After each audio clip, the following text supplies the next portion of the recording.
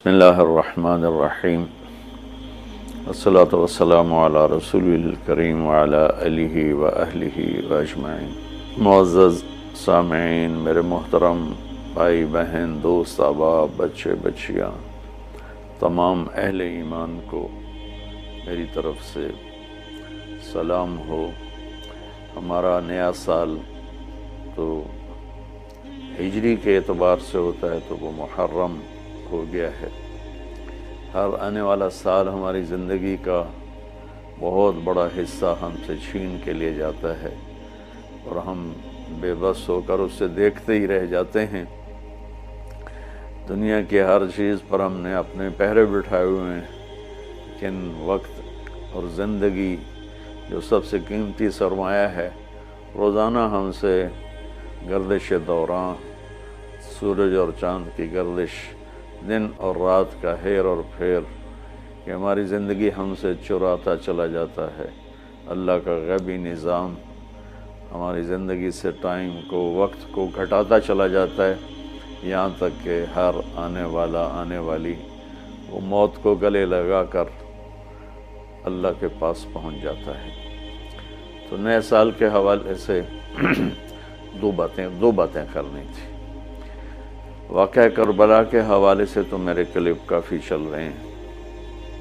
ایک حدیث پہلے سناؤں گا، اس کے بعد دو حدیثیں اور بس۔ میرے نبی نے ارشاد فرمایا کہ علموا اولادکم القرآن ومحبتی ومحبت اہل بیتی او کما قال۔ میرے نبی نے فرمایا کہ اپنی اولاد کو تین چیزیں سکھاؤ۔ ایک قرآن سکھاؤ کہ قرآن زندگی گزارنے کا طریقہ بتاتا ہے۔ میڈیکل سائنس ہو یا انجینئرنگ سائنس ہو یا کائنات کا کوئی بھی علم ہو، وہ انسان بننا نہیں سکھاتا۔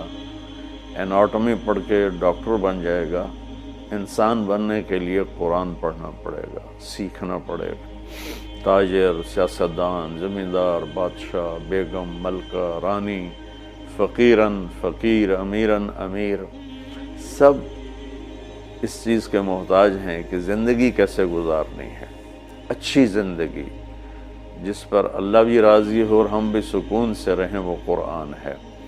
کہ قرآن ان ھذا القرآن یہدی للتی ہی اقوم، یہ دعویٰ صرف قرآن کا ہے۔ میرا اللہ فرماتا ہے کہ صرف قرآن ہی ہے جو تمہیں صحیح زندگی گزارنے کا طریقہ بتاتا ہے۔ ہمارے گھروں کی زندگی انتشار کا شکار ہے۔ شادی ہوتے ہی طلاقیں ہو رہی ہیں، طلاقوں کی ریشو بڑھ رہی ہے کہ والدین اپنے بچے بچیوں پر صرف پڑھائی پڑھائی پڑھائی، اور ہمارے پاکستان میں پڑھائی تو ہے نہیں، صرف کاروبار ہے۔ تو بچے بچیوں کو پتہ ہی نہیں ہوتا جب شادی ہوتی ہے کہ زندگی کیسے گزارنی ہے۔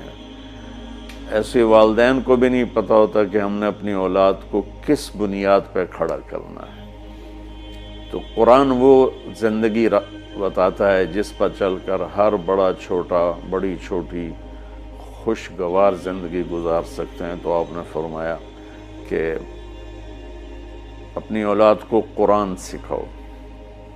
دوسرا فرمایا وہ محبتی، اور میری محبت سکھاؤ، کہ آپ نے فرمایا لن یؤمن احدکم حتی اکون احب الیہ من الناس وولدہ ووالدہ اجمعین۔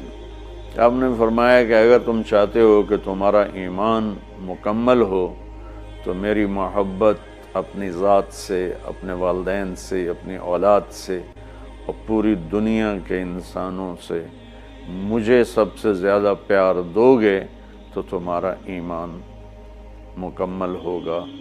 تو اللہ کے نبی کی محبت کے بغیر ایمان کامل ہو نہیں سکتا۔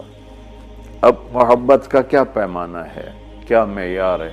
ایک ہم نے بنائے ہوئے ہیں، مختلف معیار بنائے ہوئے ہیں عشق رسول کے، محبت رسول کے، لیکن میں وہ معیار بتاؤں گا جو نہ میرا بتایا ہوا نہ کسی اور کا، وہ میرے نبی کا بتایا ہوا ہے کہ اللہ کے رسول سے پیار کرنے والے ہوتے کون ہیں۔ تو آپ وضو فرما رہے تھے، صحابہ آپ کے وضو کا پانی نیچے سے یوں بک بھر بھر کے کوئی پی رہا ہے، کوئی منہ تے لا رہا ہے، کوئی ہتھاں تے، کوئی سینے تے۔ تو آپ نے پوچھا ما یحملکم علی ھذا، بھئی یہ کیا کر رہے ہو، کیوں کر رہے ہو؟ کہ حبا للہ ولرسولہ۔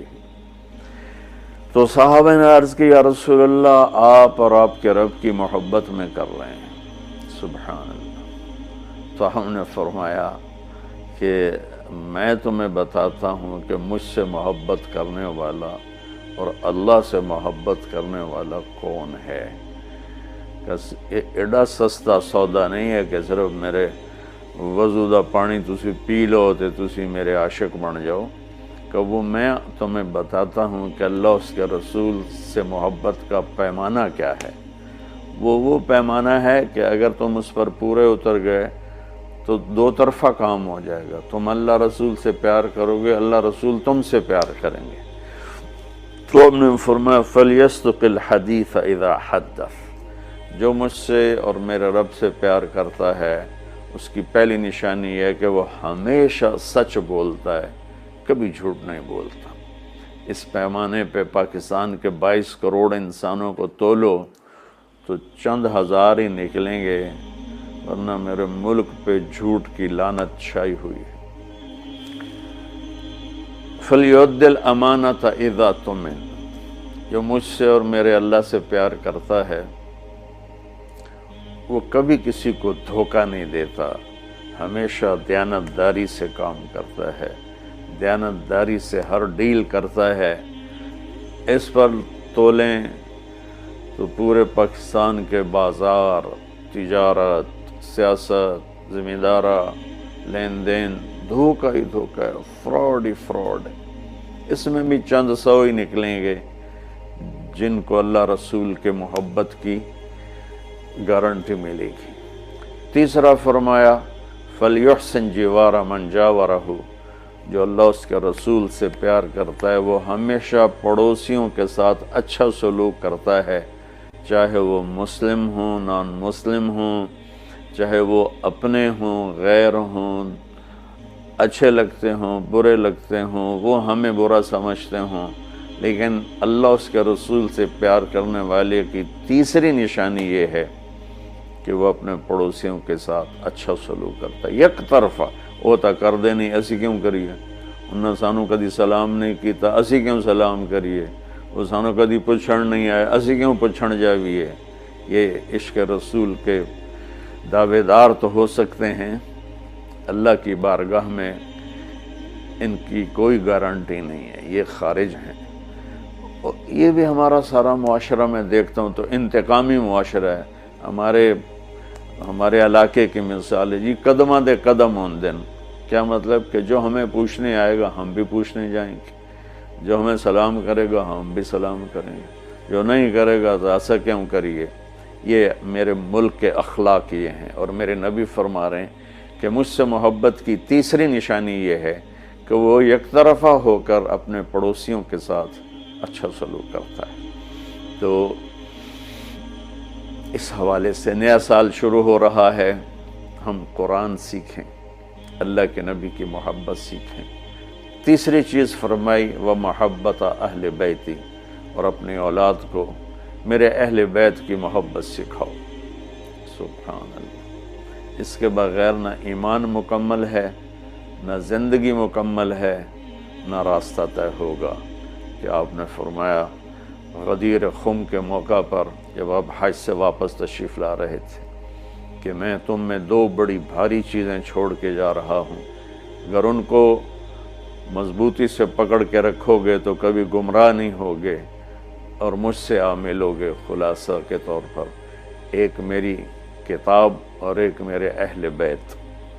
تو ہم نے قرآن کے ساتھ بھی ناانصافی کی ہے اور اہل بیت کے ساتھ بھی ناانصافی کی ہے۔ درد سے کہہ رہا ہوں یہ بات، میں فرقہ واریت سے بالا تر ہو کر یہ بات کر رہا ہوں کہ ہمیں اگر ان کے گھرانے سے پیار نہیں ہے تو وہ کیا ایمان ہے اور کیسا ایمان ہے۔ تو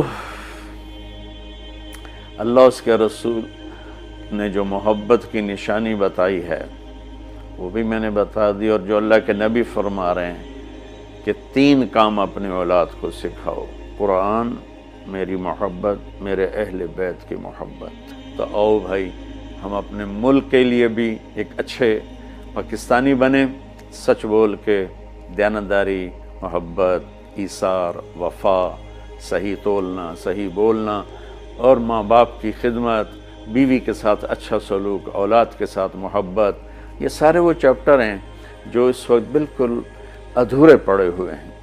اور صرف نماز پڑھ لینا اور حج عمرے پہ زور لگا دینا بہت اچھی بات ہے، میں کسی نیکی کی قدر نہیں گھٹانا چاہتا، لیکن اور بھی دکھ ہیں زمانے میں، محبت کے سوا راحتیں اور بھی ہیں، وصل کی راحت کے سوا۔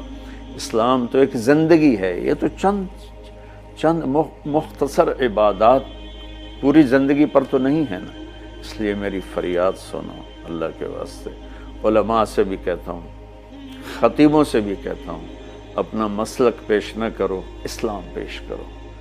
اسلام ایسی خوبصورت زندگی ہے کہ اس کا خریدار آپ کو ہر انسان بنے گا۔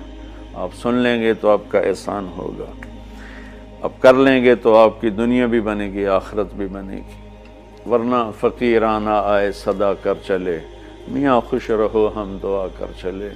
وہ جو گیت تم نے سنا نہیں، میری عمر بھر کا ریاض تھا، میرے درد کی تھی وہ داستاں جسے تم ہنسی میں اڑا گئے۔ السلام علیکم۔